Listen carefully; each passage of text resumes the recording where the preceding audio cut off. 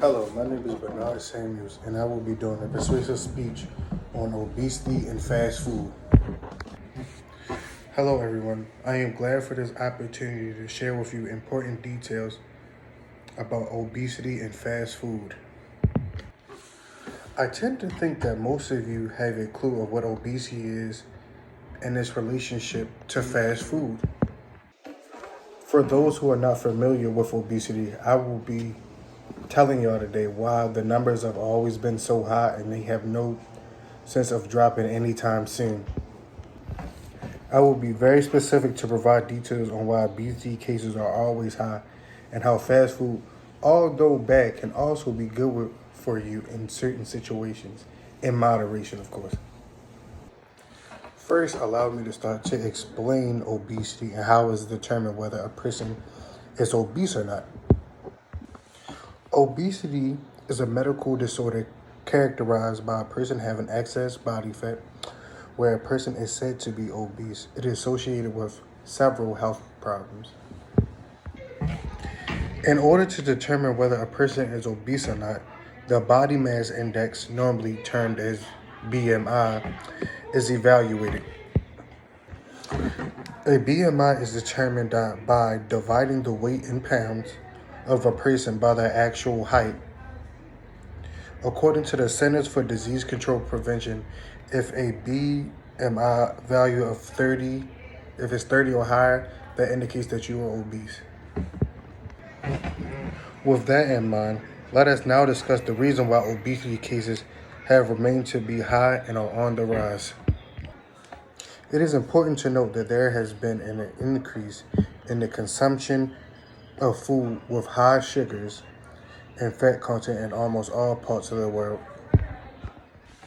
With most of the world eating unhealthy food, it supplies the body with excessive amounts of sugar and fat, which will get sucked in your tissue, leading to obesity.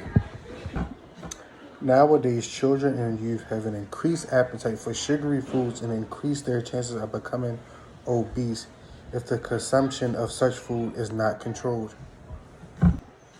Now, think of a scenario if you have a little kid and you tell your kid to either pick chocolate or fruit.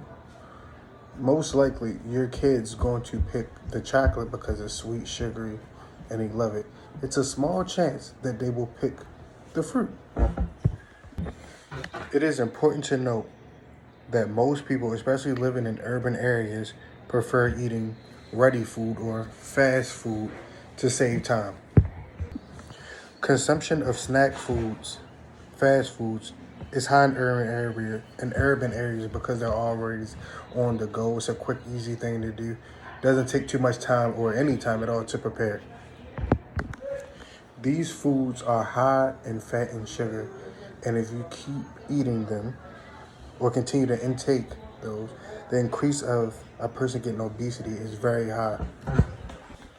The fact that most urban areas are densely populated tells that there's a large amount of people that will turn to frequently consumers of fast food, making them obese in a short amount of time. Now, I'm not implying that fast food is bad, but it's important to understand that it can end up being good or bad for you depending on the consumption habits of one person.